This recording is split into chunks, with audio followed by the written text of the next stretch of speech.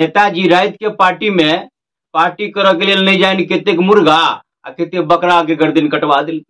आ भोर में social media पर कटोरी में पानी रखत आ चिड़िया सब के लिए दाना छिटत फोटो खिंचा कर स्टेटस डाल रहे।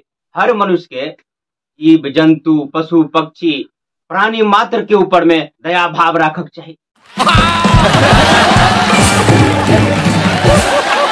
नेताजी घर के फर्नीचर बनावा में कुर्सी टेबुल खिड़की केवाड़ी अलमारी रंग बिरंग के डिजाइन बनावा में डिजाइन केतेको गाछ कटवा दिल।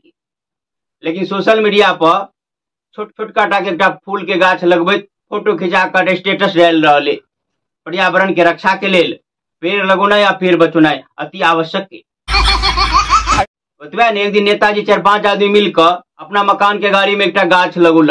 एक गाछ के 5-7 आदमी मिलकर फोटो खिंचा कर सोशल मीडिया पर सकते डाल। पेड़ लगाइए पर्यावरण बचाइए। आवे कोई बकरी के बच्चा छागर कत से ले आ गाछ जे लगोने रहे नेताजी 4-5 आदमी मिलकर वही गाछे के खा गई।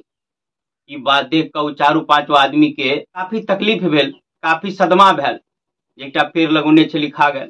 ओई सदमा के दूर करऽ के लेल साँझ में 4-5 आदमी मिलकर बकरी बच्चा छागरे के खा गए।